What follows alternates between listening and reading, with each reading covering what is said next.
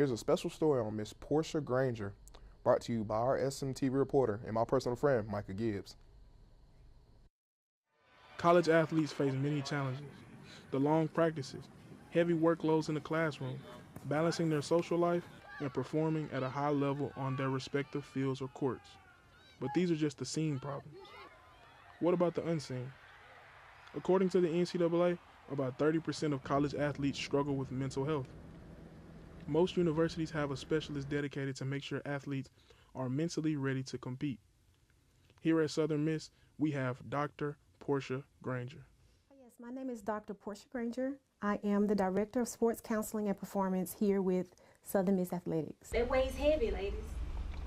That weighs heavy. We may not feel like it sometimes, and I understand that. And we came here to do a job. We came here to do a job. And we don't leave here until the job is done.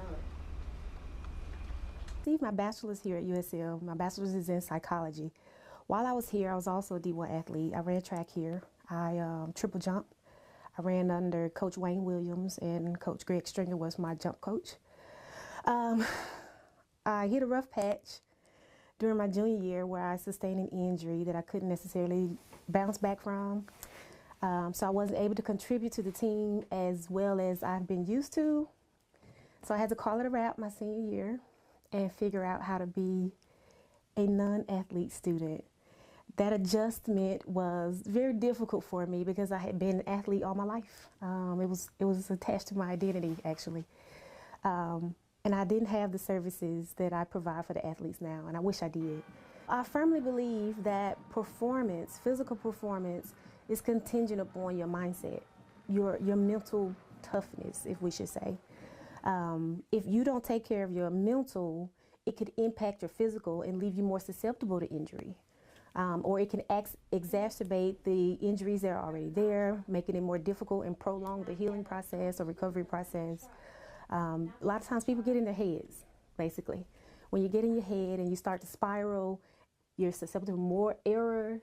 Errors lead to injuries. It's just a whole downward spiral that happens if athletes don't learn how to adjust and cope prior to competition, prior to practice, prior to play.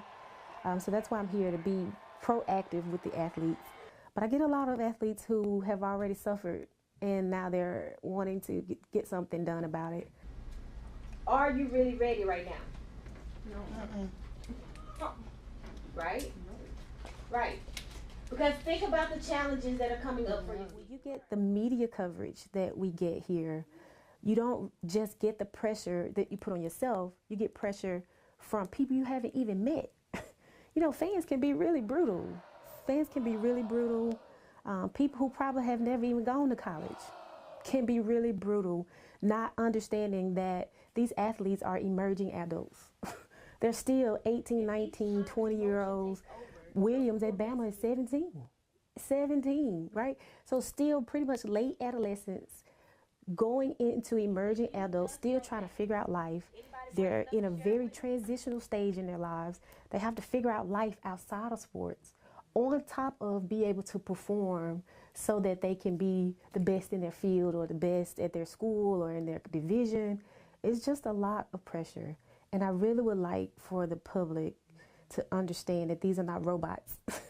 Athletes are not robots. They have feelings. Whether they show them or not, they have them, and they deal with them different ways, and you'd be surprised how we don't deal with them and what kind of impact and consequences there are as a result of that. So I definitely think pressure is the biggest one.